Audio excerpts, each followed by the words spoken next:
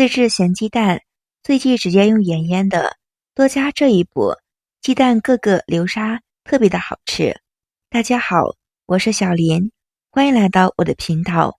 腌鸡蛋有两种方法，一种是盐水泡，另一种是裹泥法。这两种方法都比较麻烦，对不对？而且失败率比较高的，用这个比例用不好的话，鸭蛋就变臭。今天给大家分享我家奶奶用了一辈子的腌鸡蛋的方法，特别的好。鸡蛋我们需要挑选新鲜的鸡蛋，如果鸡蛋选的不新鲜，蛋黄出现了裂纹，腌出来的鸡蛋就会变质，不管你技术再好，鸡蛋也会发臭的。所以一定要选择新鲜的鸡蛋。挑选鸡蛋的时候，观察一下我们的外壳是否完整。接下来把我们的鸡蛋一颗一颗的清洗得干干净净，全部洗干净之后，放到太阳光下面去暴晒，大概晾2个小时。如果太阳比较好的话，1个小时就可以。一定要把表面的水分完全的晾干，这样接下来腌制的过程中，鸡蛋不会变质，更不会腐坏。而且这是让我们的鸡蛋快速出油的小技巧，这一步特别的关键。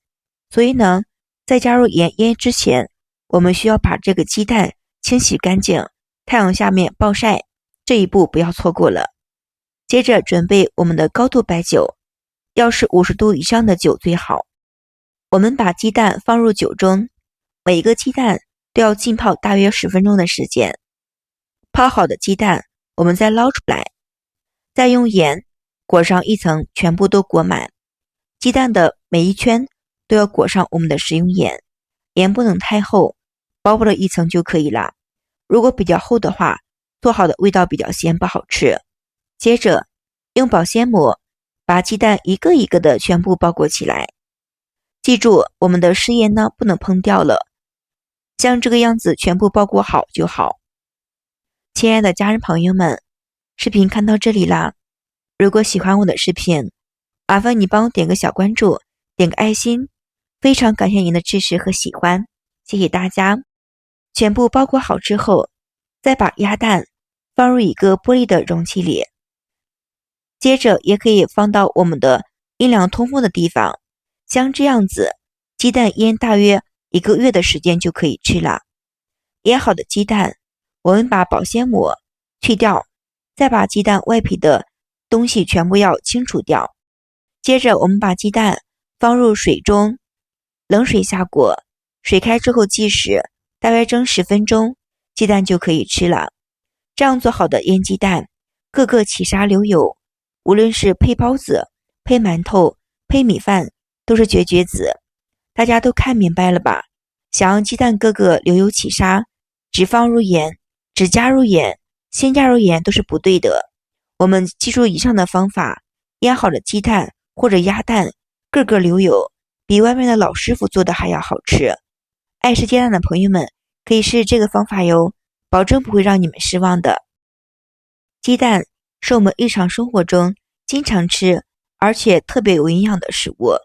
烹饪的方法多种多样，很多家庭基本上每天每个人都要吃上几个鸡蛋，所以平时我们会经常的买鸡蛋。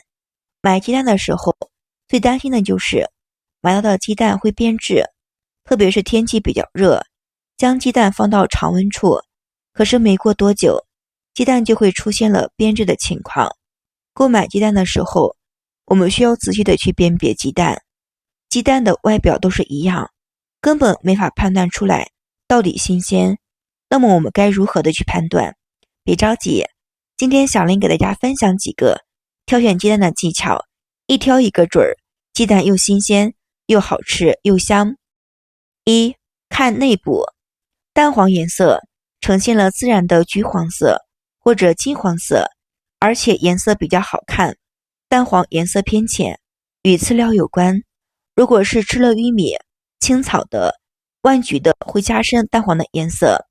优质的鸡蛋蛋黄饱满挺立，呈现了半球状，不易散黄的，蛋黄粘稠清澈，分为是浓的蛋清或者是稀的蛋清2层。浓的蛋清越浓越好，越新鲜。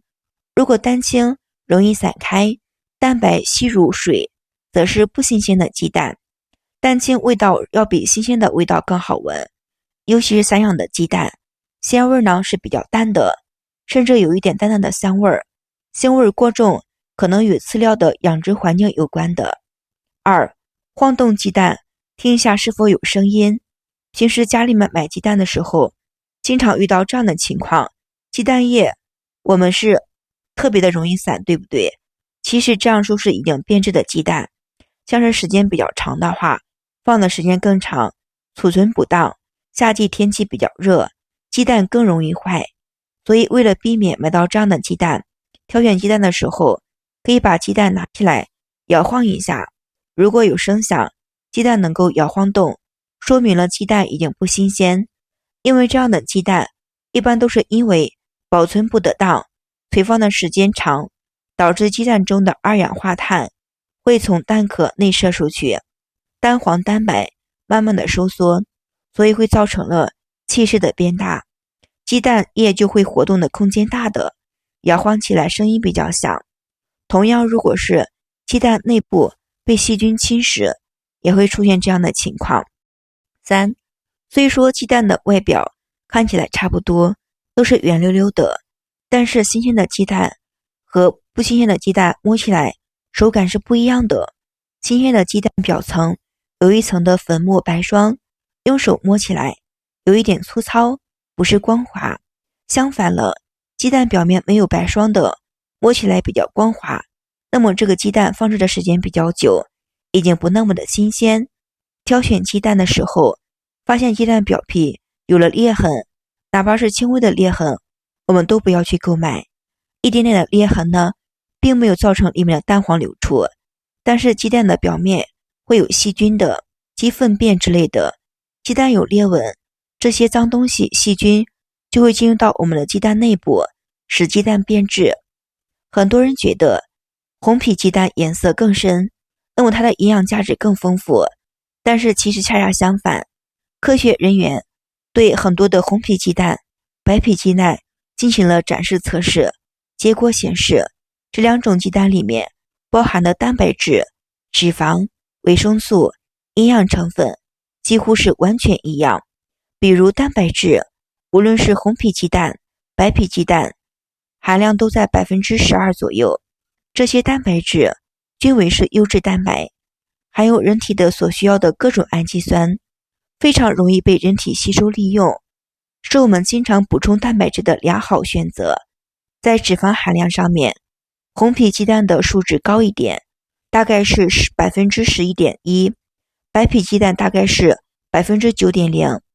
不过这种差异在日常饮食中没有什么影响，可以忽略不用记。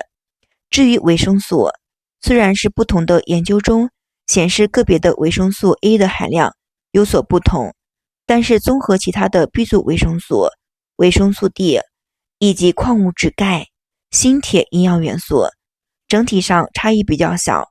这就像两个装满了宝贝的箱子，一个涂了红漆，一个涂了黄漆，打开看一下，里面的金银珠宝数量都是差不多的，你能够从箱子判断出来哪个更珍贵吗？所以呢，我们选择鸡蛋的时候，不要被红皮鸡蛋、白皮鸡蛋迷惑，只要颜色、营养价值都是好的，那就是对的。市场上售卖的鸡蛋有大小区分的，从营养价值上来看，这两者的鸡蛋区别不是那么的大。无论是大的鸡蛋、小的鸡蛋，蛋白质、维生素、其他的含量都是比较丰富的。这样的情况下，我们没有必要太过纠结选大的鸡蛋、小的鸡蛋。所以呢，我们要把我们的精力放到鸡蛋的新鲜品质上。买回来的鸡蛋，如果1个星期内吃完，这样就可以。如果吃不完的话，放到阴凉通风的地方，但是呢，不能放到闷热的地方，这样的环境有利于细菌滋生的。同时，不能放到阳光下面暴晒。放鸡蛋的盒子里面呢，可以放一点谷物，可以降低鸡蛋的呼吸作用，可以延长鸡蛋的保存时间的。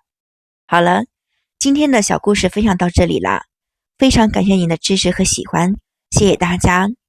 如果你有其他的挑选鸡蛋的方法，欢迎下方留言评论哟。或者是你有其他的好的腌鸡蛋的技巧，也是欢迎下方评论留言一起讨论。感谢朋友们的支持和喜欢，谢谢大家，我们明天视频再见。